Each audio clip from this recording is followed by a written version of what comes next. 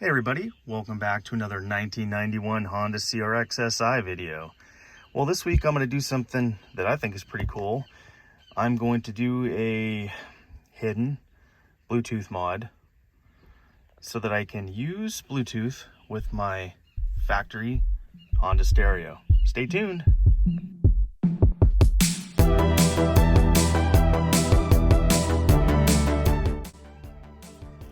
Well, as you probably would have seen in my last video, I swapped out the Alpine CD player for this mostly period correct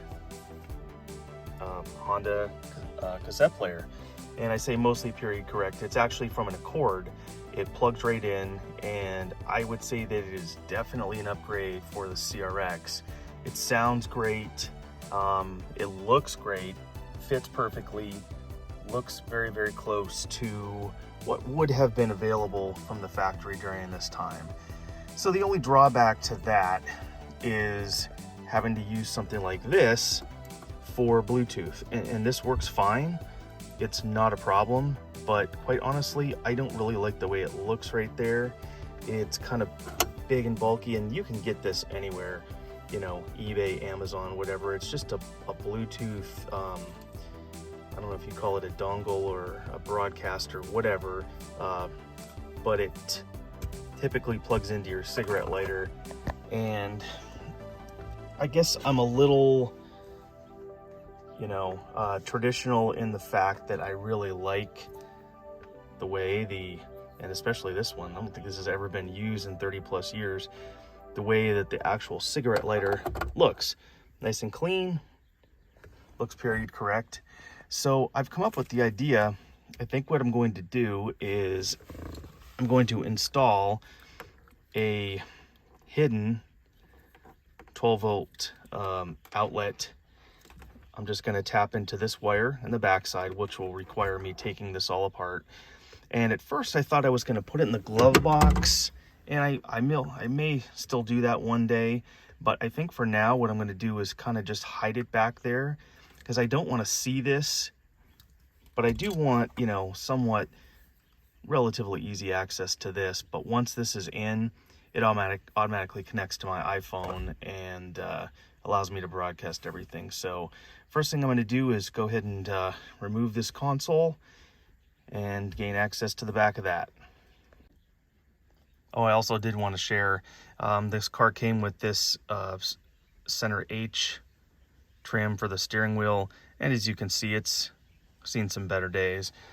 So I picked up a much better condition used one on eBay, so that's why that's off. I will go ahead and install that later, but first I'm going to get this console out. All right, with the the console taken apart, I just wanted to show you this. I got this on Amazon, I believe, and I'll try to put a link below. It is just a very simple, basic 12 volt lighter. It actually, you can drill a hole into something and then secure it that way. It's got this weatherproof flap. Like I said before, I may just let it kind of hang out back here where I can reach it, or I could certainly put it in the glove box. And sorry for the light, it's a little harsh right now. It's midday, but I mean, and you can, if you want, you can, drill a hole into the back of your plastic glove box. I am not going to do that, although that would be nice just to have it mount right there, but I think I'll live with the fact that it's just kind of hanging out on its own. So here's your factory 12 volt right here. So you're going to want to find, obviously, the positive and the negative, and they're right there. And I'm just going to use these kind of connections right here. You can use wherever you want. I've always had good luck with these, but I realize a lot of people may not like them. So real simple, just going to tap into it and then it'll be ready. All right, you'll have to excuse the beeping, but I just wanted to check and make sure that this works, and it does. It's getting power. So that's good. I'm going to go ahead and clean all this up, probably put some electrical tape around it, put everything back together, and then we'll check it out once I'm done. So before I put this back together, I think I'm going to clean up and paint the inside portion of this console. I've got some trim black. That just looks pretty scuffed from years of use. As you can see, I think it's going to look a lot better.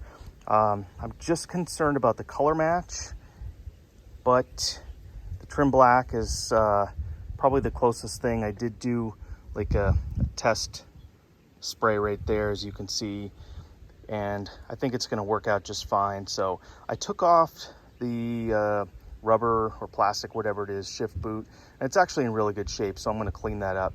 But I'm going to take the opportunity to go ahead and clean this console, scuff that, and I'm going to tape it up, and then we'll shoot some paint on before I put it back together. All right, you joined me here again in my dedicated paint booth. I'm going to go ahead and give this a couple light coats right now. We'll let it dry and we'll see how it turns out. I'm using this trim and bumper paint from Duplicolor, hoping it's not going to be too dark or too shiny, but we'll deal with that once it's done. All right, while that plastic is drying, I'm going to take this opportunity to go ahead and clean this up. As you can see, it's pretty gross, although it's in really good shape, except for this collar being kind of cracked, and it doesn't allow it to stay on the factory shift knob. So I may do something, I may end up replacing this down the road if I can find one, but this is certainly in good enough shape right now. I'm just going to clean it and put it back. All right, it's had a bit of time to dry, and I'm actually really happy with the finish that it has. It's a nice, even, not quite jet black. I think it's very close to what was there from the factory before it was all scratched and dirty. But anyway, I'm gonna let this dry a little bit longer, then I'll wrap it, and I will install this, which is nicely cleaned and refreshed, and then we'll put it back in the car. So stay tuned for that. All right, everything's back together, and boy, I am really happy with the way this turned out. The color match is pretty much dead on. As you can see, this, as you know, has been painted up to here, but then this control panel right here has not been painted. And I may take that off one day and actually do that, but I just don't feel like doing it right this minute. It turned out so well that I will probably end up doing this trim piece right here, but again, I'll have to take that apart another day. So in the meantime, I have my Bluetooth solution all hooked up, and I did just leave it in the glove box, and I am not super happy with the way that looks, but it's there, and I haven't done any permanent modifications.